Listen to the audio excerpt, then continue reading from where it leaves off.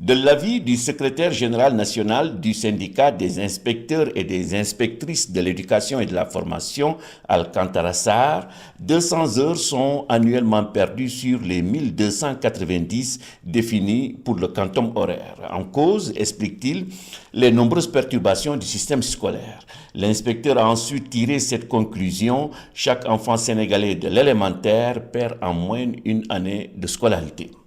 Le syndicaliste aurait pu aussi ajouter un autre analyseur du dysfonctionnement, l'impact des inspecteurs sur la formation continue des enseignants.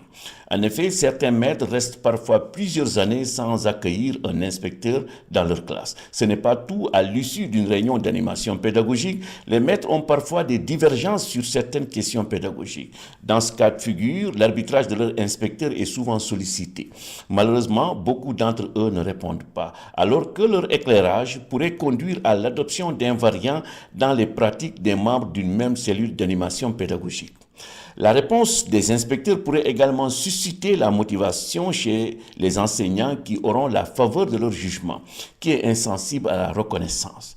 Mais ceux dont la position n'a pas emporté leur adhésion vont à leur tour persévérer. Cette émulation va naturellement rehausser le niveau de la cellule d'animation pédagogique, par ricochet la qualité des enseignements-apprentissages. Il est vrai que le rôle clé des inspecteurs a toujours été de contrôler les enseignants et surtout la façon dont ils appliquent les instructions officielles. D'ailleurs, le terme inspecteur, explique de Grove, reflète ce rôle de contrôle externe de conformité. Cependant, dès sa création, rappelle l'auteur, les rôles des inspecteurs ont inclus l'offre de conseils aux enseignants et la stimulation de leur créativité.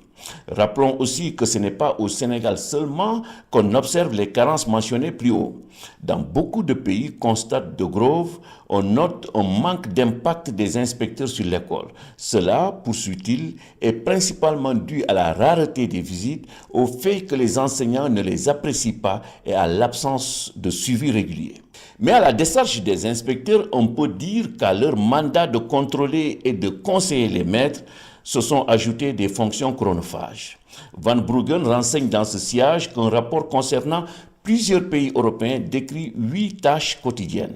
Vérifier la conformité des règles, impulser les innovations, accomplir des tâches administratives, conseiller les enseignants ou les chefs d'établissement, évaluer ou développer les projets nationaux, rapporter aux ministres, au Parlement et au public, évaluer individuellement les écoles, conseiller les autorités.